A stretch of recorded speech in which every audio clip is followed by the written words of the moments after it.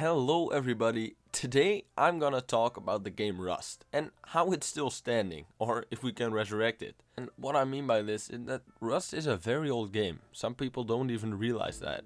The game has been around for a pretty long time now. And if I ask someone about an old game that is still around, I usually get Minecraft or the Call of Duty series, but it never seems to be Rust. And today I'm gonna take you guys on a small quest on what I found and maybe share your opinion in the comments. So let's get into it. Before I start with all the ins and outs, let's get a small refreshment on what Rust actually is. So let's start at the beginning. Rust is an open world survival game. It starts out like your normal open world survival game. You have a rock, you hit a tree, you make a wooden house, after that you hit a stone, then you make a stone house, and the list goes on until you're up to a high quality metal house. That's probably the strongest material in the game. But how do you actually build a house in Rust? Well, there's lots of ways, and I mean a lot of ways. There's so many base designs, maybe more base designs than your mother has been through dick. Oh wait, this isn't the toxic part of the video yet. Okay, so you can make stone houses, you can make wood houses, but how do you make them? You can make foundations, on that you place the walls and then the ceiling. But you can make a lot of foundations and a lot of different rooms which don't even matter. That's called honeycombing. You basically place a triangle floor foundation and then you put walls in it. It has no specific reason. The only reason is to make your base less raidable. And we're gonna talk about the raids, believe me. But I'm no blueprint here, so you're just gonna have to look for base designs all by yourself. And then we get to the PvP part of the game.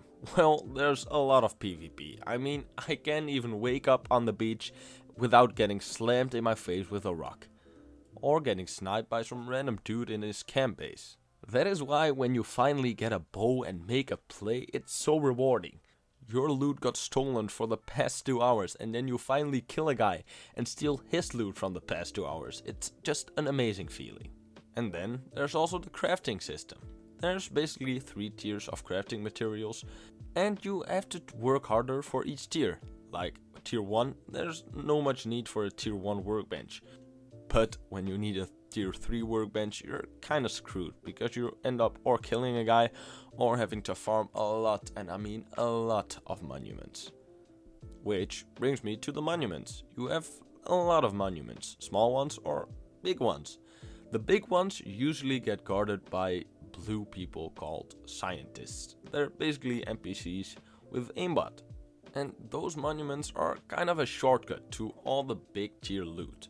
Like when I go to a big oil rig, which is placed in the sea of course because it's an oil rig, I can get major amounts of loot, like C4 or rocket launchers. With rocket launchers and C4, raiding is just a bit more easy because I can blow someone's base to hell. Which is kinda funny because every Rust player will end up in hell anyway, so that sounds like a pretty okay game to me. But why was it such a big success and why is it still popular? Well, let's talk about the Rust community first and how the community still stands strong. The Rust community is an incredible active and passionate about the game. The Rust community has just a very big modding community and a wide variety of custom servers.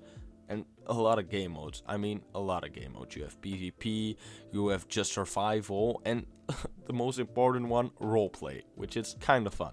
So, just like any online game, all players from all over the world can join each other and just make a great game experience for each other.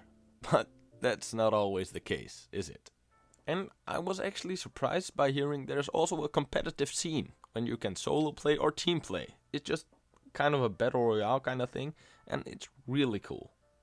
You also have kind of like a CSGO crate thing, but I'm not gonna go into that because it's not really important to the game.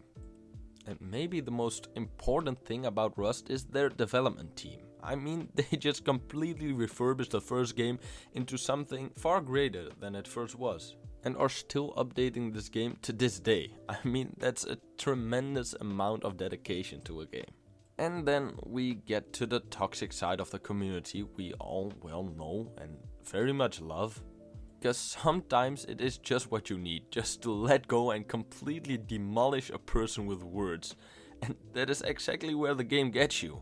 I will give you guys an example. So, let's get into it. This is John, and John just spawned on the beach with a stone and a rock in his inventory. So, what does John do? He goes and looks for a tree.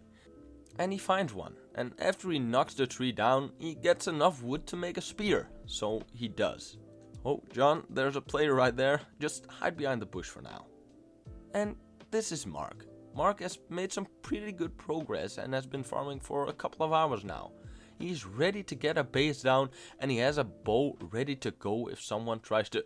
Oh, Mark can't be happy with...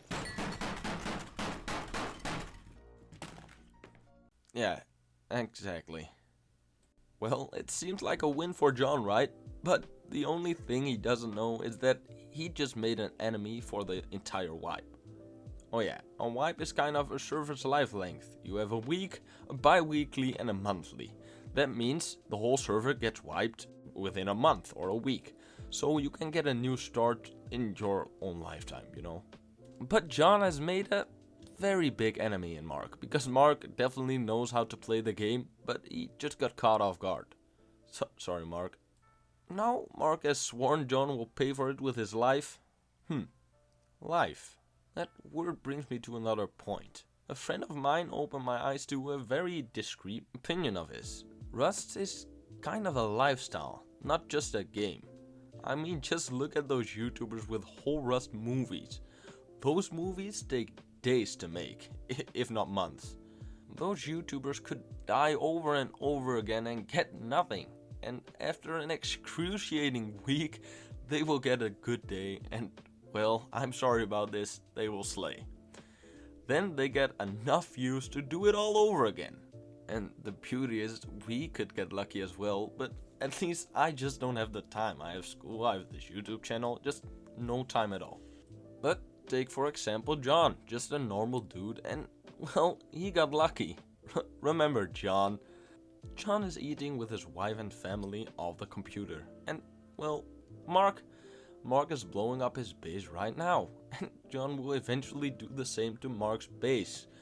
So after this roller coaster that is this video, we can safely say Rust never really died. And there's a big chance that it just won't, because the community is so big and loves the game so much.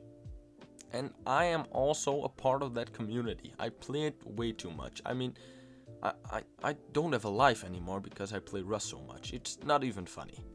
So Rust is kind of that ex-love interest you can't quite get rid of. The one that keeps cursing at you and calling you, saying, oh my god, you need to upgrade your base or you will get raided.